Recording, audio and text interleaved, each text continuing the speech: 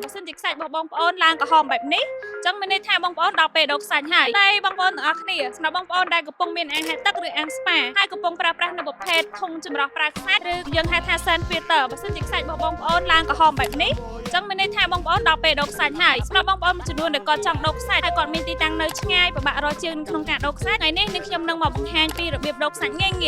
ដែលអាចឲ្យបងប្អូនដូរដោយខ្លួនឯងបានអញ្ចឹងជាដំបូងយើងត្រូវបិទដំណើរការធុងចម្រោះម៉ូទ័រយើងសិនបន្ទាប់មក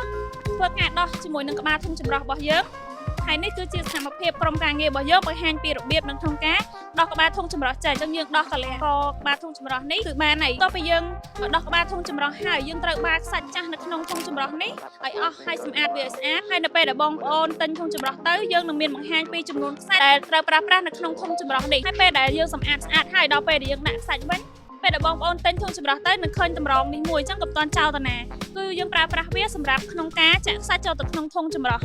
ដើម្បីការពារខ្សាច់ចូលទៅក្នុងទុយោខាងក្នុងរបស់ធុងចម្រោះអញ្ចឹងនេះគឺសកម្មភាពនៃក្នុងការដូរខ្សាច់របស់ក្រុមការងាររបស់យើងពេលដែលយើងចាក់ខ្សាច់ចូលទៅក្នុងធុងចម្រោះពេញទៅតាមគីឡូដែលយើងត្រូវប្រើក្នុងធុងចម្រោះហើយគឺយើងដកសន្ទះនេះចេញតមកគឺយើងត្រូវដាក់ក្បាលធុងចម្រោះចូលទៅក្នុងធុងចម្រោះវិញឲ្យបានត្រឹមត្រូវមុននឹងយើងដំណើរការធុងចម្រោះម៉ូទ័រអញ្ចឹងនេះជាសកម្មភាពនៅក្នុងការដាក់ក្បាលធុងចម្រោះចូលទៅក្នុងធុងវិញឲ្យបានត្រឹមត្រូវទៅតាមស្តង់ដាររបស់ធុងចម្រោះរបស់យើងអញ្ចឹងពេលដែលបងប្អូនចប់បាតធុងចម្រោះហើយយើងអាចបើកដំណើរការម៉ូទ័រនិងធុងចម្រោះរបស់យើងបានបើសិនជាបងប្អូនមានចម្ងល់អីទាក់ទងនឹងការដូរខ្សាច់ឬចង់កម្មង់ខ្សាច់ទៅប្រើប្រាស់អាចទាក់ទងមកកាន់ Page ឃ្លាំងទឹក 6A និងលេខទូរស័ព្ទនៅក្នុងវីដេអូនេះបាយបាយ